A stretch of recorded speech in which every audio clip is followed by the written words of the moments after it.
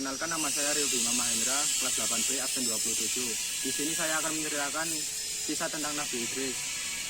Nabi Idris merupakan keturunan ke-6 dari Nabi Adam alaihissalam, putra dari Yarid bin Mahlail bin Kinan bin Anusi bin Sid bin Adam alaihissalam, yang menjadi keturunan pertama yang diutus menjadi Nabi setelah Nabi Adam dan Sid.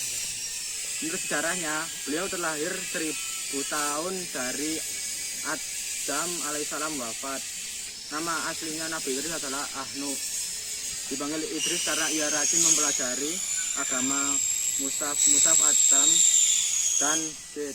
Beliau sangat pandai dan terkenal dengan kesolehannya. Beliau juga memiliki kesabaran yang luar biasa dalam ketaatannya kepada Allah Subhanahu wa Ta'ala. Hal ini diabadikan dalam Al-Quran. Dan ingatlah kisah Ismail, istri dan Zulkifli. Semua mereka termasuk orang-orang yang sabar. Ada di surat Al-Anbiya ayat 85. Nabi Idris alaihissalam adalah seorang yang tidak pernah lupa dalam beribadah kepada Allah Subhanahu wa Ta'ala, meskipun beliau selalu sibuk dalam menghadapi tugas-tugas hariannya, sehingga Allah memberikan derajat tinggi kepadanya.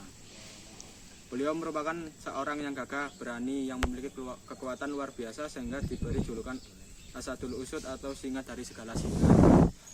Dalam riwayatnya, beliau pernah mendapatkan kesempatan untuk berkenalan dan bersahabat dengan malaikat Israel, sampai akhirnya beliau meminta kepada malaikat Israel untuk menyabut nyawanya dan menghidupkan kembali. Atas izin Allah, permintaan itu dipenuhi. Selain itu, beliau juga mempunyai keinginan untuk melihat surga dan neraka, yang akhirnya juga dipenuhi. Maka tatkala beliau hampir dekat dengan neraka, beliau pingsan karena bertemu dengan malaikat Malik, penjaga pintu neraka yang amat seram dan menakutkan. Beliau tidak sanggup melihat dan menyaksikan segala siksaan di dalam neraka. Dan ketika beliau melihat surga, disambut dengan malaikat Ridwan yang santun, ramah, serta berwajah tampan. Beliau pun hampir pingsan karena terpesona dengan keindahan surga dan sangat menakjubkan yang tidak pernah ia bayangkan dan tidak pernah ia temukan di dunia. Allah memberikan mukjizat kepadanya berupa kepandaian dalam segala bidang ilmu pengetahuan. Di antaranya yaitu ilmu perbintangan, ilmu falak, ilmu astronomi, ilmu alam, ilmu medis, dan lain sebagainya. Ia juga menunggangi kuda karena pada masa itu hanya sedikit orang yang dapat menunggangi kuda.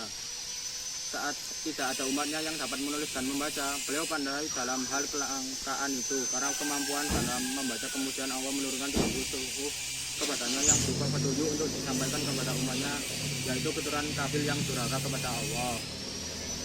Beliau diutus oleh Allah dan dipercaya untuk menegakkan agama Allah dan mengajarkan tauhid, menyembah Allah, memperbaiki akhlak umatnya, serta memberikan pedoman hidup bagi para pengikutnya agar selamat di dunia dan akhirat. Ia pula